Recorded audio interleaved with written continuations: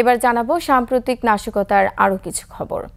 কোটা সংস্কার আন্দোলনকে কেন্দ্র করে হামলা, ভাঙচুর, আগুন লাগানোর ঘটনায় মাদারীপুরে ক্ষতিগ্রস্ত হয় সরকারি বেসরকারি বিভিন্ন স্থাপনা সহ যানবাহন। জেলা প্রশাসন জানায় হামলায় ক্ষতি হয়েছে প্রায় 40 কোটি টাকা। এসব ঘটনায় এখন পর্যন্ত 11টি মামলা হয়েছে।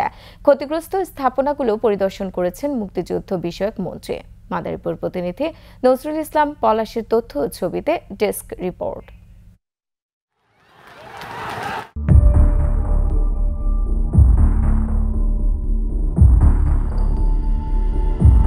কোটা সংস্কার আন্দোলনে ভর করে তাণ্ডব হয়েছে মাদারীপুরেও।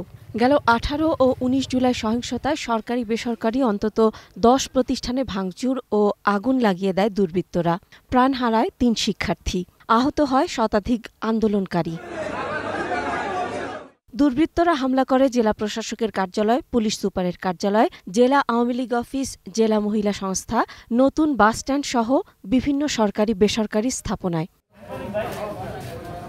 আগুন লাগিয়ে দেয়া হয় পুরানবাজার 1 নম্বর পুলিশ ফাঁড়ি, পৌর মুক্তিযোদ্ধা অডিটোরিয়াম, মাদারীপুর 2 আসনের এমপি, আওয়ামী লীগের প্রেসিডিয়াম সদস্য শাহজাহান খানের মালিকানাধীন পেট্রোল পাম্প, 32টি বাস, 3টি ট্রাক।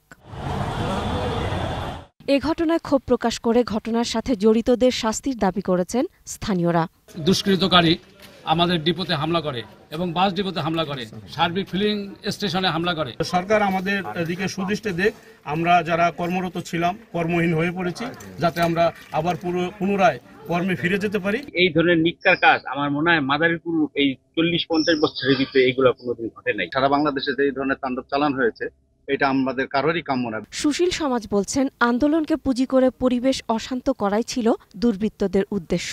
শিক্ষাঙ্গনে শান্তিময় এবং সুন্দর পরিবেশ ফিরে আসা উচিত শিক্ষার জন্য, রাষ্ট্রের জন্য, এবং রাষ্ট্রে এই ধরনের কোনো রাষ্ট্রীয় ক্ষতিকর অবস্থা সৃষ্টি হোক, এটা কখনোই আমরা কামনা করি। অছাত্র বা বাংলাদেশে যারা তথাকথিত দেশকে নৈরাজ্যের পথে টেনে নিয়ে গিয়েছিল, ঠিক তারা এই ছাত্র সংগঠনের ভিতরে ঢুকে অনাকাঙ্ক্ষিত যে ঘটনা ঘটিয়েছে, স্বাধীনতা বিরোধীরা যে ক্ষয়ক্ষতি পূর্বেও করেছে, এইবার সর্বশেষ কোটা আন্দোলনের ছাত্রদের সাথে দেখলাম যে সেই ইস্যু বা সেই প্রক্রিয়ায় বাংলাদেশে যে ধ্বংস হয়েছে সেটা কল্পনা অতীত। সরকারের ভাবমূর্তি ক্ষুণ্ণ করতে দেশি বিদেশি একটি কুচক্রী মহল এই হামলা ঘটিয়েছে দাবি পৌর মেয়রের। এই অঞ্চলের মানুষ এই সরকারের প্রতি সন্তুষ্ট, তারপরও কিভাবে এলাকার এই অঞ্চলে এই বিস্ফোরণটা তৈরি হয়েছে, এটা কোত্থেকে আসলো, এই বিষয়ই এখন আমাদের প্রশ্ন। পুলিশ জানায়, ইন্ধনদাতাদের ইতিমধ্যে শনাক্ত করে কয়েকজনকে গ্রেফতার করা হয়েছে। তথ্যের ভিত্তিতেই আমরা আসামিদেরকে গ্রেফতার করছি এবং এই সমস্ত ঘটনায় যারা ইন্ধন দিয়েছে পিছন থেকে, তাদেরকেও আমরা আইডেন্টিফাই করতে পেরেছি। ভাঙচুর ও অগ্নিকাণ্ডের ঘটনায় প্রায় 40 কোটি 8 লাখ টাকার ক্ষয়ক্ষতি হয়েছে বলে জানায় জেলা প্রশাসন। মাদারীপুরের সর্বমোট প্রায় 40 কোটি 8,50,000 টাকার আর্থিক ক্ষতি হয়েছে। এর ভিতরে স্থাপনা এবং যানবাহন উভয়ই রয়েছে। আর ঘটনার সাথে সম্পৃক্তদের দ্রুত গ্রেফতার করে শাস্তির ব্যবস্থা করা হবে বললেন মুক্তিযুদ্ধ বিষয়ক মন্ত্রী।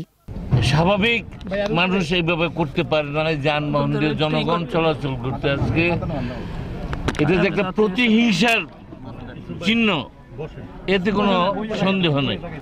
ভবিষ্যতে দুর্বৃত্তরা এভাবে তাণ্ডব চালাতে না পারে সেজন্য সতর্ক থাকার কথাও বলেন মন্ত্রী। Masum আলিসা, desk report, 21 television.